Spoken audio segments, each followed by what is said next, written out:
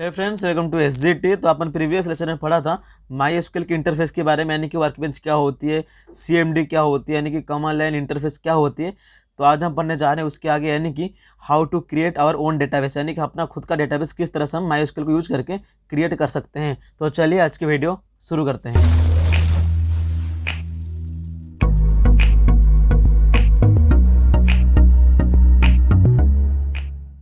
तो आज हम पढ़ने जा रहे हैं हाउ टू क्रिएट डेटाबेस।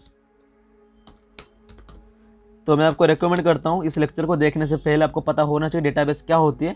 तो डेटाबेस की लेक्चर आपको मिल जाएगी, आई बटन पर जाकर देख सकते हो। यानी कि व्हाट इज डेटाबेस को बता दूं, database is a collection of related data, यानी कि जो भी डेटा फ्लो करता है उस डेटा को अगर हम कहीं पे स्टोर करते हो हमारा बन जाता है डेटाबेस। सिंपल है, यानी कि अगर मान लो कोई भी स्टूडेंट है, ठीक है, स्टूडेंट का कुछ नाम होगा, मान लो कि नाम है उसका सचिन है, SSCHIN सचिन है, उसका रोल नंबर मान लो 1 है, एज है 21। तो बेसिकली और भी कुछ डेटा हो सकते हैं। अगर हम इसको कहीं पे स्टोर करते हैं हमारा होता है तो स्टूडेंट डेटाबेस। यहाँ तक सिंपल है। तो बेसिकली कहने का मतलब ये हुआ कि डेटाबेस क्या होती है आपको पता होना चाहिए, फिर उसके बाद हम क्रिएट करेंगे अपना डेटाबेस को। यानी कि अगर हमको नहीं पता डेटाबेस क्या होती है तो हम किस तरह से डील करेंगे डेटाबेस के अंदर। तो बेसिकली मैं आपको रेकमेंड करता हूँ, आपको पता होना चाहिए कि what is data and what is database. हालांकि ये जो पूरी MySQL की सीरीज है हमने उसमें देख चुके हैं कि डेटा क्या होती है, डेटाबेस क्या होती है और DBMS क्या होती है। ठीक है, DBMS यानी कि डेटाबेस मैनेजमेंट सिस्टम, और MySQL क्या होती है और व्हाट कैन MySQL डू, यानी कि MySQL यूज करके हम क्या क्या चीज़ें इंप्लीमेंट कर सकते हैं। और दूसरी बात है इंस्टॉलेशन ऑफ MySQL। फिर उसके बाद हमने देखा था इंटरफेस ऑफ MySQL, यानी कि जो MySQL है वो किस तरह से काम करता है, दिखता किस तरह से, ओवरव्यू छोटा सा हमने लिया था इंटरफेस ऑफ MySQL के बारे में, यानी कि वर्कबेंच क्या है, MySQL की कमांड लाइन क्लाइंट क्या है, ये सारी चीज़ों के बारे में हमने डिस्कस कर चुके हैं। तो आज हम पढ़ने जा रहे हैं, यानी कि जो चीज़ें हमने सीखी है, यानी कि डेटा क्या होता है, डेटाबेस क्या होता है। हालांकि जो DBMS हम पढ़ रहे थे, यानी कि DBMS क्या होती है, RDBMS क्या होती है, रिलेशन डेटा क्या होती है, टेबल क्या होती है, ये सब के बारे में हम प्रैक्टिकल इंप्लीमेंट करेंगे और देखेंगे कि रियल में किस तरह से अपना टेबल को हम क्रिएट कर सकते हैं। तो हमको बता दूं, जो DBMS की लेक्चर सीरीज है आपको इस चैनल के अंदर मिल जाएगा, आप जाके देख सकते हो DBMS की लेक्चर सीरीज। तो DBMS हमने कवर अप करा है, RDBMS को हमने कवर अप करा है, लेकिन जो भी बाकी चीज़ें होती हैं डेडलॉक वगैरह उसको हम कवर अप करेंगे इस सीरीज़ में, यानी कि MySQL की सीरीज़ में। तो चिंता करने की कोई दिक्कत नहीं है। तो आज हम पूरी तरह से प्रैक्टिकल इंप्लीमेंट करेंगे डेटाबेस के अंदर टेबल को। ठीक है, तो चले देखते हैं कि पहले हमारा खुद का डेटाबेस को किस तरह से क्रिएट कर सकते हैं। तो मैं आपको बता दूं, डेटाबेस को क्रिएट करने के लिए आपके पास दो तरीके हैं, यानी कि या तो आप वर्कबेंच को यूज करके कर सकते हैं, या तो आप MySQL की कमांड लाइन क्लाइंट को। ठीक है, तो MySQL कमांड लाइन क्लाइंट, तो ये दोनों चीज़ें हमारे पास जिसको यूज करके हम जो भी MySQL की क्वेरीज को यहाँ पर लिख सकते हैं, यानी कि राइट कर सकते हैं। तो बेसिकली कहने का मतलब ये हुआ कि आपके मन के हिसाब से आपको जो मन कर रहे हैं आप उसी को यूज करके अपना कोड या अपनी कमांड्स को एग्जीक्यूट कर सकते हो। हालांकि जो यूजर फ्रेंडली है वो हमारा वर्कबेंच है, क्योंकि इसमें हम अगर हम कोई भी एरर आता है कोड के अंदर हम उसको आसानी से एडिट कर सकते हैं। लेकिन अगर इसमें कोई एरर आता है तो हम एडिट नहीं कर सकते, हमको दोबारा से लिखना पड़ेगा। तो हमको रिकमेंड करता हूँ आप वर्कबेंच को यूज़ करिए अगर आप बिगनर हो। लेकिन आपका अगर मन कर रहा है MySQL कमांड लाइन को यूज़ करने के लिए, क्योंकि यहाँ पर एक हैकर वाली फीलिंग आती है, लगता है कि हम कुछ हैक कर रहे हैं, वैसे कुछ होता नहीं है, वी आर बिगनर नाउ।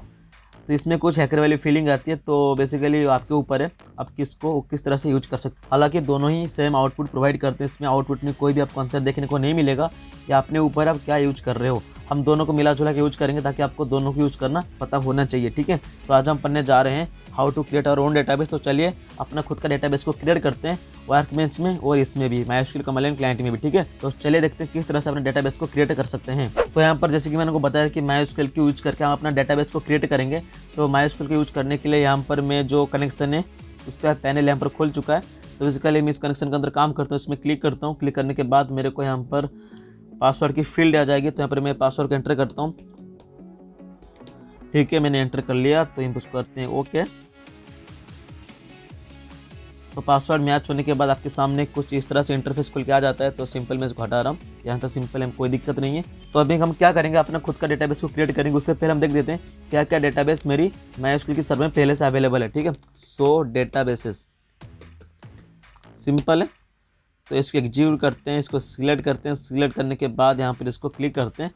यहाँ पर देख सकते हो, इसको मैं यहाँ पर ये वाला पैनल को ओपन करता हूँ, सॉरी ये वाला पैनल को। ठीक है, तो यहाँ पर 23 रोज रिटर्न हो रहे हैं। ठीक है, अगर हम कोई भी एक नया डेटाबेस को क्रिएट करेंगे तो इसमें यहाँ पर ऐड हो जाएगा तो 24 रोज रिटर्न होंगे जब हम 100 डेटाबेसेस को एग्जीक्यूट करेंगे। यहाँ तक सिंपल है। तो पहले जो मैं डेटाबेस को क्रिएट करूँगा वो करूँगा बाय यूजिंग माइस्क्ल वर्कबेंच, ठीक है। तो मैं करता हूँ डेटाबेस को क्रिएट। तो डेटाबेस क्रिएट करना सबसे आसान चीज़ होती है, क्रिएट फिर डेटाबेस, ठीक है।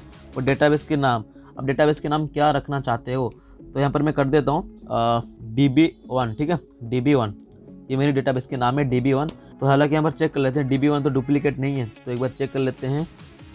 तो मेरे हिसाब से नहीं होनी चाहिए, DB है, यहाँ पर DB हमको दिख रहा है, लेकिन DB1 नहीं होना चाहिए, ठीक है। चलो DB1 है नहीं पूरी सर्वर के अंदर, तो DB1 को हम क्रिएट कर सकते हैं, ठीक है। तो इसको मैं सिलेक्ट करता हूँ, इसको मैं एग्जीक्यूट करता हूँ।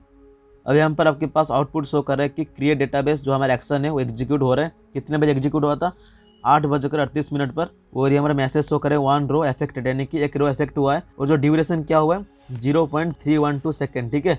और फेज के यहाँ पर कुछ वैल्यू को करी नहीं हमने, तो यहाँ पर फेज की जो भी ड्यूरेशन यहाँ पर शो नहीं कर रहे हैं। तो क्रिएट डेटाबेस मैंने डेटाबेस क्रिएट हो चुका है। अगर मैं देखना चाहता हूँ डेटाबेस क्रिएट हुआ है कि नहीं, तो मैं क्या करूँगा, मैं करूँगा 100 डेटाबेसेस, ठीक है। यानी कि मैं देखना चाहता हूँ कि जो मेरी सर्वर है माइस्क्ल की उसके अंदर कितने डेटाबेसेस पड़े हैं, ठीक है, 100 डेटाबेसेस। तो इसको मैं करता हूँ सिलेक्ट, इसको मैं करता हूँ यहाँ पर एग्जीक्यूट, ठीक है। तो यहाँ पर मैं एग्जीक्यूट कर चुका हूँ। यहाँ पर देख सकते हैं यहाँ पर 24 रोज रिटर्न, यानी कि तो यहाँ पर पहले 23 रोज रिटर्न हो रहे थे जब ये डेटाबेस क्रिएट नहीं हुआ था। हालांकि जब हमने DB1 को क्रिएट करा फिर उसके बाद यहाँ पर 24 रोज रिटर्न हो रहे हैं, यानी कि हमारा डेटाबेस अवेलेबल है। तो देखते हैं डेटाबेसेस है या नहीं, DB1 होना चाहिए। यहाँ पर देख सकते हो DB पहला और DB1, ठीक है। तो यहाँ तक हमने सीखा कि माइस्क्ल वर्कबेंच को यूज़ करके हम अपना डेटाबेस को किस तरह से क्रिएट कर सकते हैं।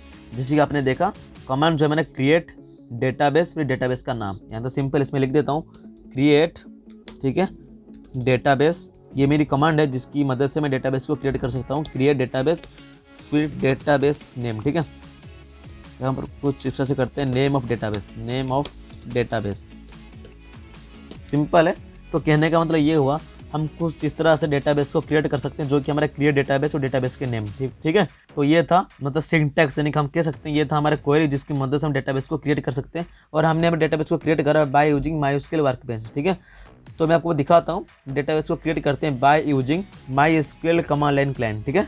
तो जैसे कि मैंने आपको बताया था कि अब जो हम डेटाबेस को क्रिएट करेंगे वो करेंगे by using MySQL 8.0 command line client, ठीक है। तो यहाँ पर एंटर पासवर्ड, तो पासवर्ड एंटर करते हैं, सिंपल है। तो यहाँ पर इंटरफेस खुल के आ चुका है ताकि हम कुछ अपना कोड को लिख सकते हैं। तो यहाँ पर कर लेते हैं 100 डेटाबेसेस, ठीक है। तो यहाँ पर साफ साफ दिख रहा है कि 24 रोज इन सेट, यानी कि 24 रोज रिटर्न हो रहे हैं। वो यहाँ पर DB1 तो होना चाहिए, यानी कि DB1 यहाँ पर भी अवेलेबल है। हमने DB1 को क्रिएट करा था माइस्क्ल वर्कबेंच में, लेकिन वो by default command line client पर भी अवेलेबल है, सिंपल है। इसको मैं थोड़ा ऊपर कर लेता ताकि आपको देखने में सही हो, ठीक है, इतना, हाँ। चलो मैं करता हूँ क्रिएट डेटाबेस, ठीक है, क्रिएट डेटाबेस, यानी कि DB है, DB1 हम करते हैं DB2, ठीक है, DB2। अब मैं इसको करता हूँ सेमीकोलन ताकि एंड ऑफ स्टेटमेंट पता चले। अगर हम सेमीकोलन पुट नहीं करते हैं तो हमको यहाँ पर एरर शो करता है। तो semicolon is must for MySQL, ठीक है। क्रिएट डेटाबेस DB2, तो मैं करता हूँ एंटर। तो क्वेरी 1 रो अफेक्टेड, यानी कि यहाँ पर 24 रोज इन ए सेट, यानी कि 24 रोज रिटर्न हो रहे थे। अभी देखते हैं कितने रोज यहाँ पर रिटर्न हो रहे हैं, ठीक है। अभी मैं करता हूँ 100 डेटाबेसेस। अब यहाँ पर साफ साफ दिख रहा है कि 24 रोज इन ए सेट, यानी कि 24 रोज यहाँ पर रिटर्न हो रहे हैं, यानी कि DB तो पहले से था।